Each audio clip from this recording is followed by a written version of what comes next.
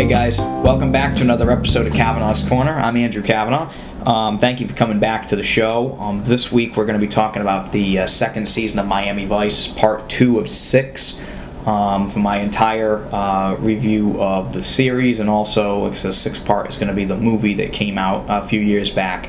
It's directed by Michael Mann, who is a very powerful producer on the series and had a lot of creative control over the show, which is great because when he was on the show, I really think that the show was at its best. Of course, I broke out my silk jacket and my pink shirt because we're now talking about the best, my opinion, the best season of the show, and that's the second season of Miami Vice. This is the prime of the show. Funny enough, the first season has a lot of really memorable episodes, but it wasn't quite hitting its stride yet. There were still some bumpy episodes with some really kind of jilted humor, and the tone of the show kind of veered wildly between kind of like very comedic and then extremely serious, and it went back and forth a lot. The second season had more laid-back episodes, but still some episodes that were very intense. And I think it's, like I said, it's the best season of the show, in my opinion. The season opener, Prodigal Son, is one of the best episodes of television I think that's ever been filmed.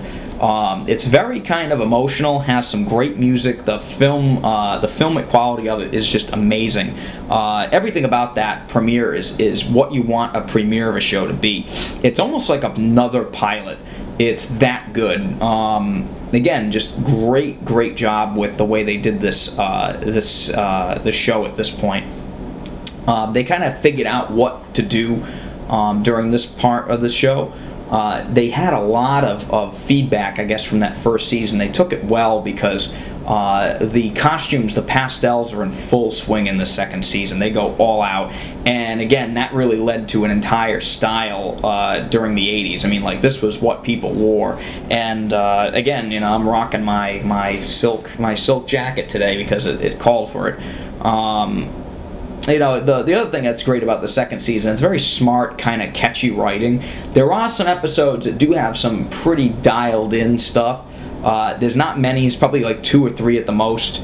There's one episode that I really don't like. It seems to be a fan favorite. I really not fond of it. It's an episode with Phil Collins, ironically, who, of course, in the pilot of the show, provided the amazing In the Air Tonight, which is pretty much the iconic, song. Like, when you think of that song, you almost always think of Miami Vice.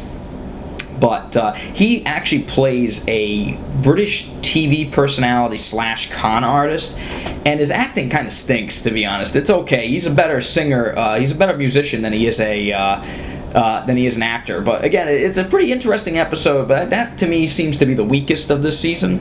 But again, this season seems to have the perfect action movie tone, where it's partly serious yet funny.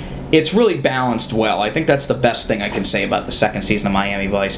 The other thing that's funny, too, is that the budgets went up in this season, and it shows. I mean, you got a much higher quality show than you got in the first season.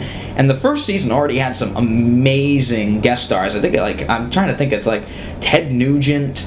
I think Iggy Pop was in there at one point.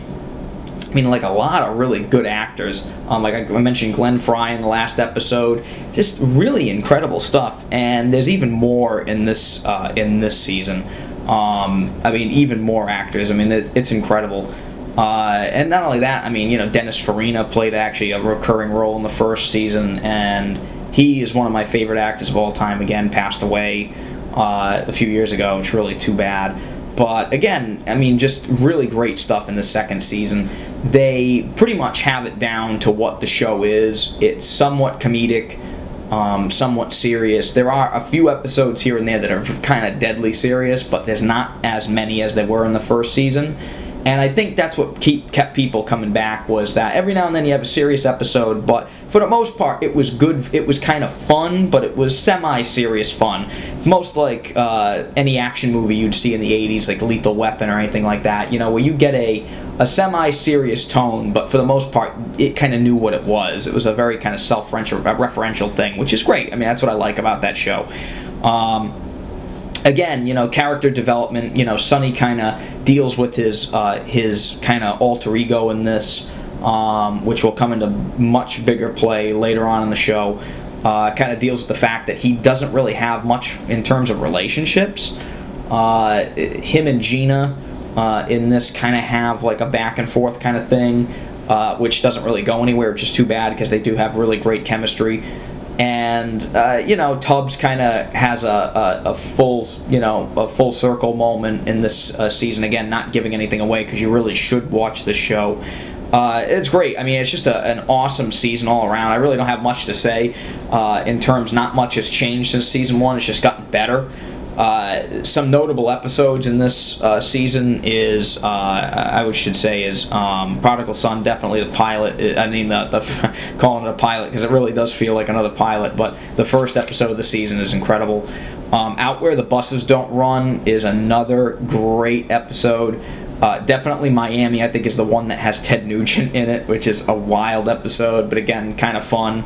And Junk Love, another episode that some people don't like. I like the episode. I like the way it plays out.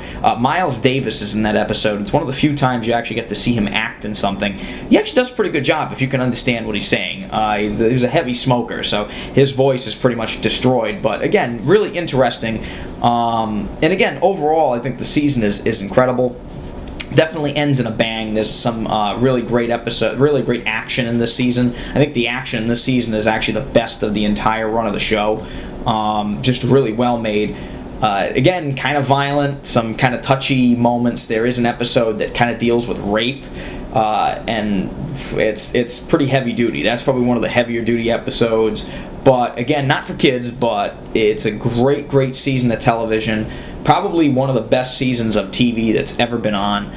The only other seasons I can really think of that get as good as this is, probably that 7th season of CSI where they dealt with the miniature killer, which is, I think, some of the most invigorating television like ever, even for a crime show. I mean, it was really well done that season. Also, some of the middle seasons of the X-Files. Again, this is right up there with that. Just extreme high quality. For the time period this was on, this is honestly some of the best television during that time period, if not the best television during that time period. Just amazing stuff. Definitely watch that 2nd season of Miami Vice. This season also gets my highest rating of great. It's just incredible. Awesome TV. Don Johnson, Philip Michael Thomas knock it out of the park along with everybody else.